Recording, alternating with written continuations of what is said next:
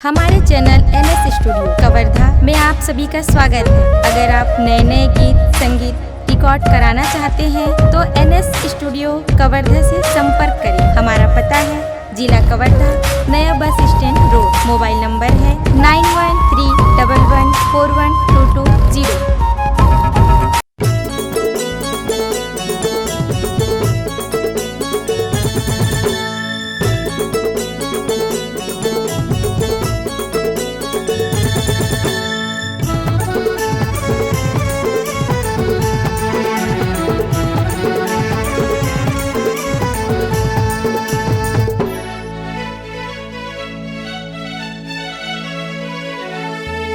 चर चर मयारू मैना कही दे पियाला संदेशा। चर चर मयारू मैना कही दे पियाला संदेशा। कहीं उड़त उड़ते जाबे मोरे मयारू लाते लागे। कहीं उड़त उड़ते जाबे मोरे मयारू लाते लागे। जारे जारे मयारू सोना कही देबे पियाला संदेशा। जारे जारे मयारू सोना कही देबे पियाला संदेशा। ते उड़त उड़ते आवे मोरे मयारू लाते लागे। ते उड़त उड़ते आवे मोरे मयारू लाते लागे। जारे जारे मयारू सोना कही देबे पियाला संदेशा। जारे जारे मयारू सोना कही देबे पियाला संदेशा।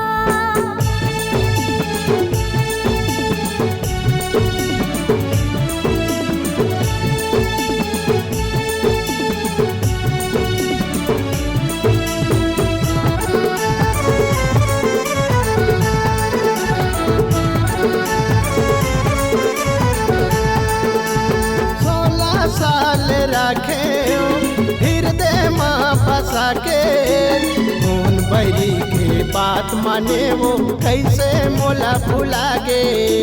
खून बरी के बात माने वो कैसे मोला भुला गे।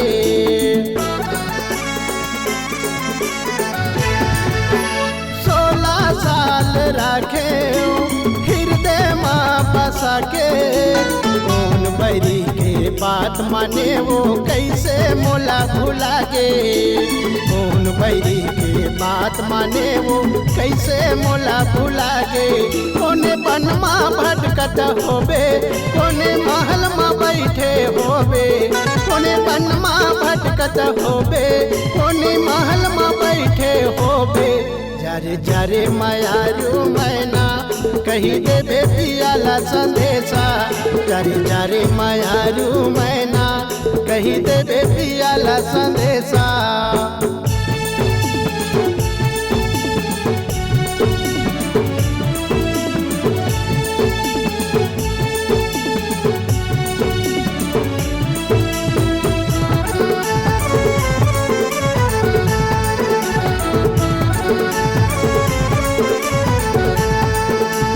दाई के छोड़े वचरा दादा के छोड़े दुआरे।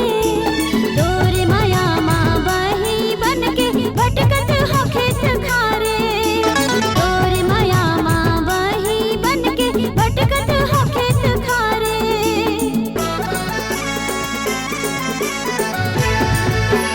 दाई के छोड़े वचरा दादा के छोड़े दुआरे।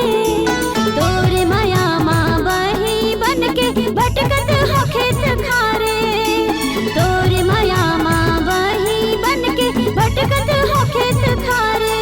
तोरे आरो भलो नहीं पाहूं फिर जहर खा के मर जाऊं।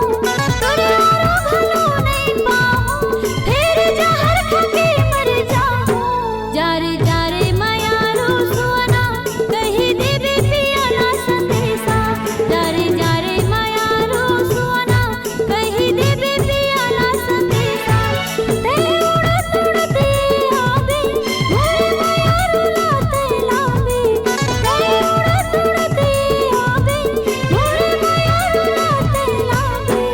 चर चर मयारू मैना कही देबे पियाला संदेशा।